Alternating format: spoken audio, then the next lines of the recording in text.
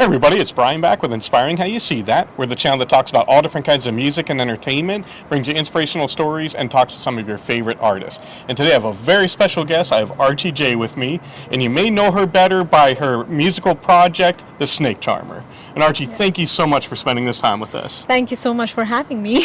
Absolutely, and this has been something that I've been wanting to talk to you for a while, and we've been following your career for a couple years now. When you guys may remember, we did an artist spotlight you as a member of the Goddesses of Bagpipes. Yes, yes. So you are best known for being a bagpiper. Yes, I am. So how'd you get into that?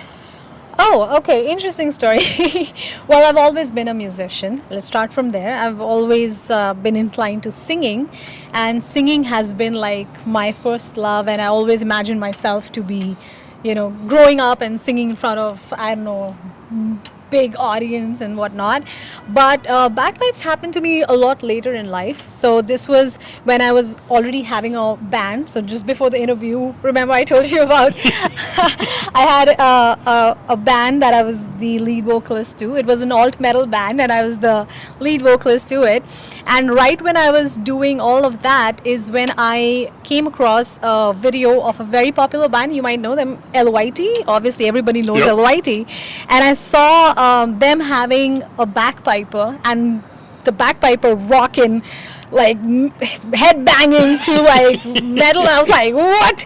So I mean his name is Savin Kirder, and I was a big fan instantly, and I was like, wow, this is so cool. And I've been always drawn to doing something unique, something different my entire life.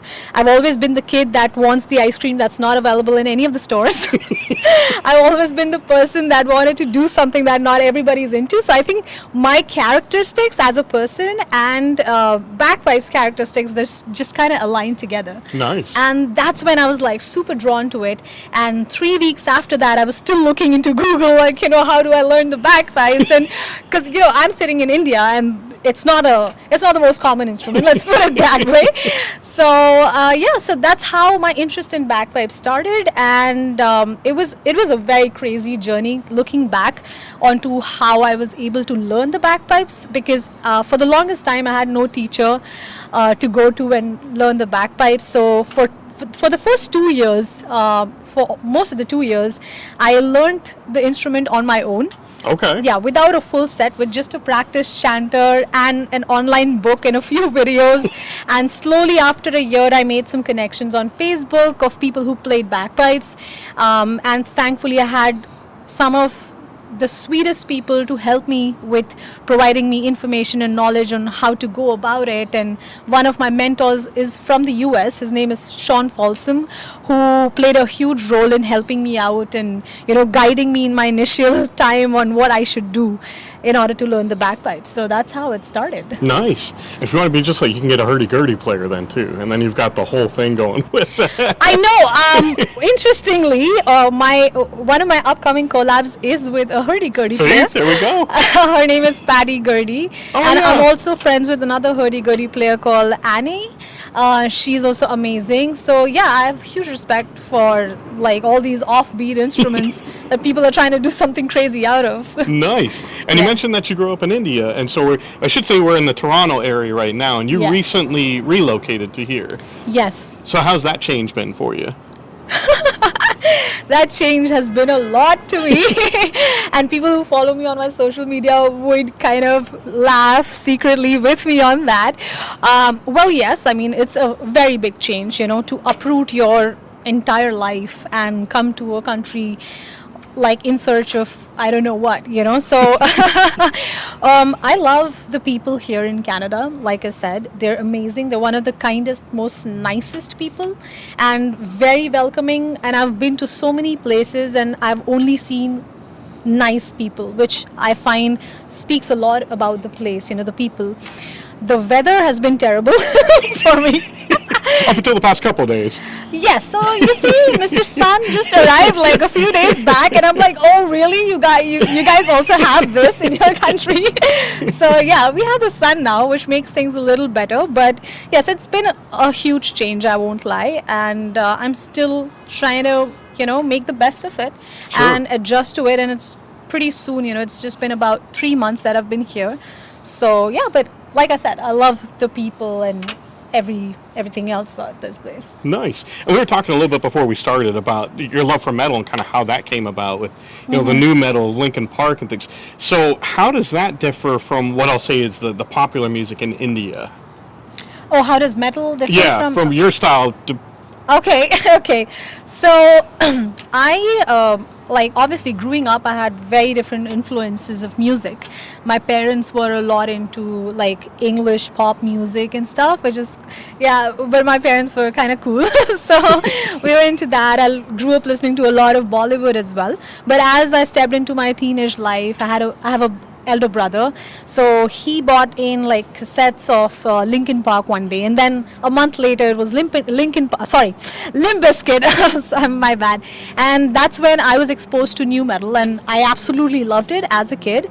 And then right after school, I wanted to join a band and explore being a vocalist and put that into action. And I met people who were into metal, and the guitarist that I was in a band with, he introduced me to a lot more metal bands like Pantera and whatnot. So yeah, my first metal gig was me singing Metallica, and I was like, I stepped into this gig super nervous because there are like all these dudes, like metal dudes, like judgmental and like looking at like, what's this girl got? I picked up the mic and I go like, give me fuel, give me fire, give me all that. And everyone's like, who's that chick? Because it was different in India. There was not a lot of, female metal vocalists. We did have a few talented women, but then, I was into one of the few, So, that's how I got into metal. And then there was that band. The band's name was Rogue Saints. We wrote some amazing music, I feel, for 2 years. And then it met its dead end and the band broke up, and that's around where I watched that video. I came across that video and my love for bagpipes, and I was like, wow, this is it, this is what I want to do. So nice. That's how I got into it.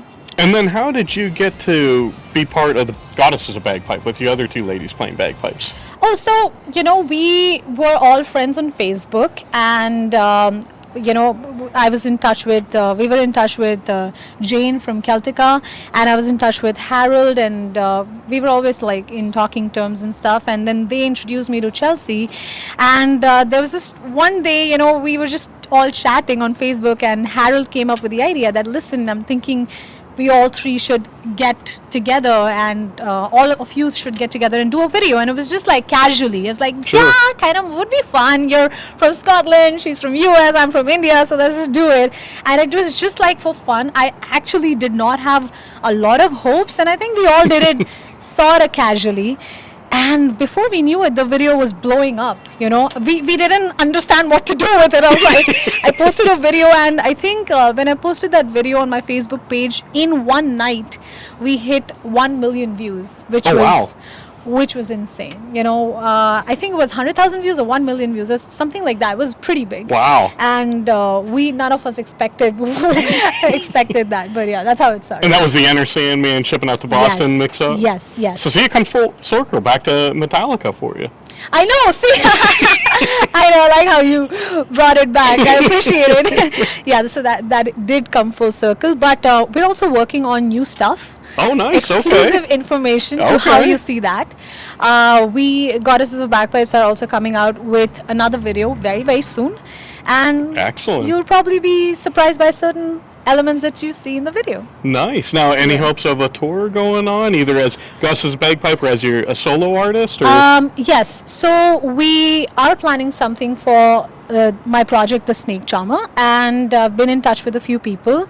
The good thing is, a lot of people were asking me, when are you going to tour Canada and all of that, and I don't want to reveal it right now because I don't know when your interview releases. Sure.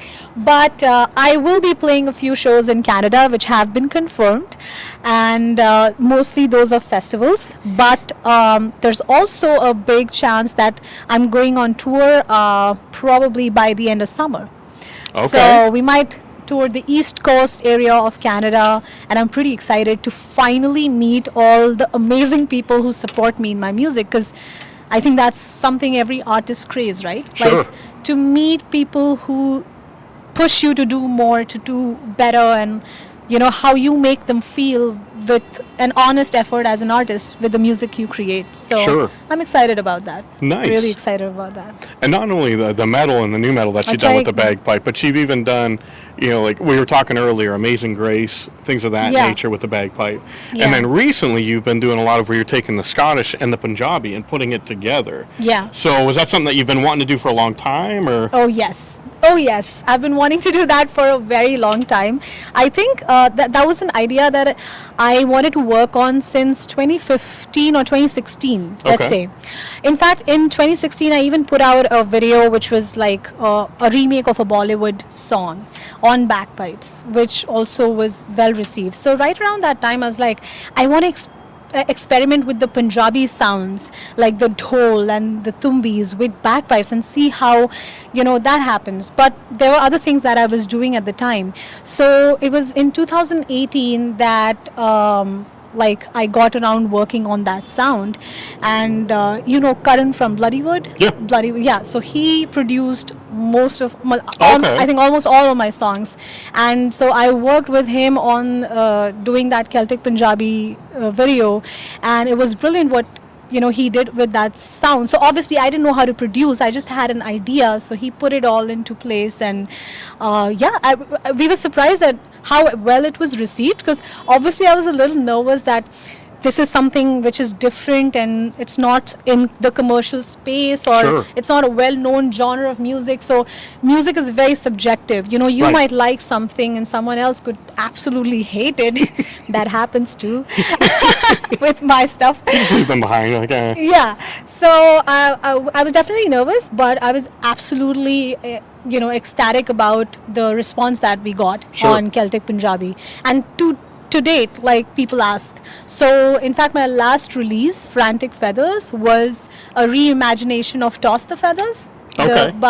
That was most popular by Chorus, but it's an Irish folk traditional song actually. So there are many versions of the Chorus. Of Toss the Feathers, and we made a Celtic Punjabi version of it, which now on Instagram is like going pretty crazy. And I was like, and people are like, do more. I was like, okay. I just relocated, but yes, I will do it.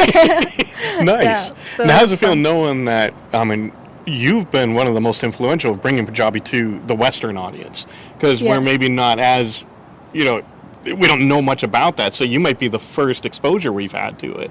So how does that feel to be kind of like that spearhead for that? That's a lot of pressure.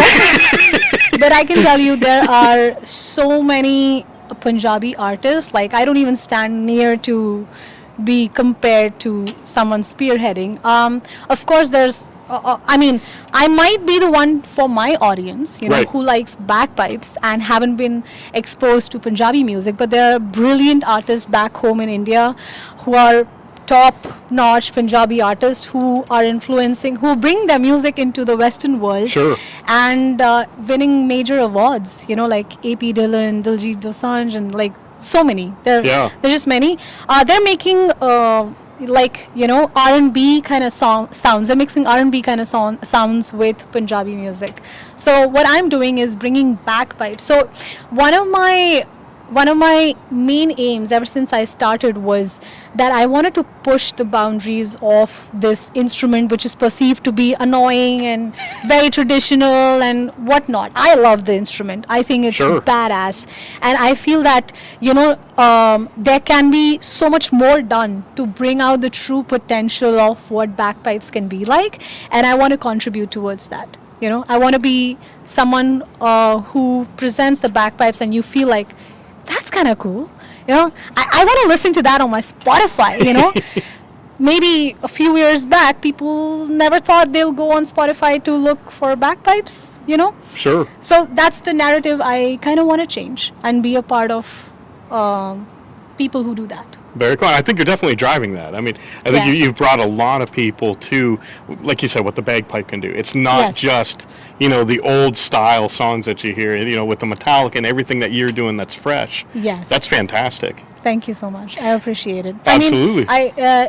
So that's what, it takes slightly, a thick skin towards the judgment, but then what comes out of it is people like yourself, who are also there to appreciate your Yep. experiments. There are always going to be people who wouldn't appreciate me doing something crazy with bagpipes, right?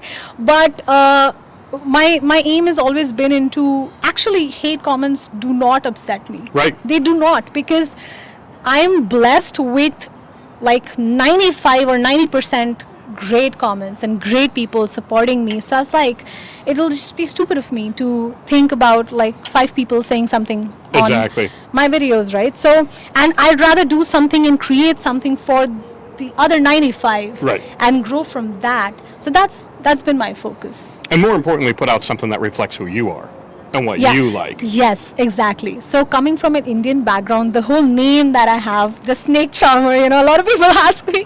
It was funny. So recently someone asked me for my Instagram, and I gave them very casually. They had no idea who I am and what I do, and they were like, they got surprised with the blue tick, and then it's like, oh wow, do you charm snakes? I'm like, oh shit. I'm like Like you got a cobra on it? I'm like, not really. So I was like, yes, I do. I know, right? Yeah, maybe I should do that to freak out people. I was like, I got a snake in my bag right now. You want to see? Yeah, just to mess with people, right?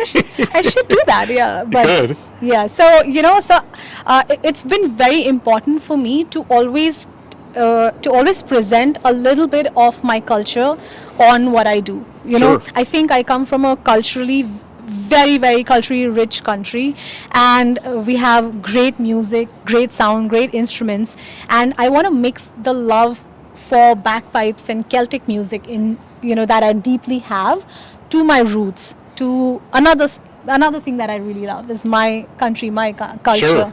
and then kind of mix it and get that sweet spot where it blends in well, that you guys love it and the audience love it. That's something I've been wanting to do. So Archie, where can fans follow you online at? So you can go to my YouTube channel, which is where all the treasure is. If you want to watch all my music, go to www.youtube.com/thesnakecharmer. You could also stalk and follow me on Instagram, The Snake Charmer Bagpiper, and on my Facebook page, The Snake Charmer.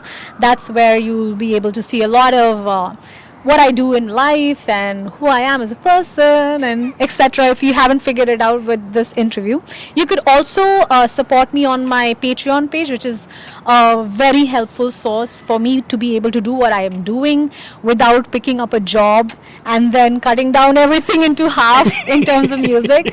So if you want me to keep surviving as a full-time musician, you could support me on patreon.com/thesnakecharmer, and literally like support me with whatever you're able to afford. Could be $1, could be anything. That Sure. just means a lot. All right, Archie, again, thank you so much for spending this time. It's really a blessing. Is there anything you'd like to say to fans before we leave?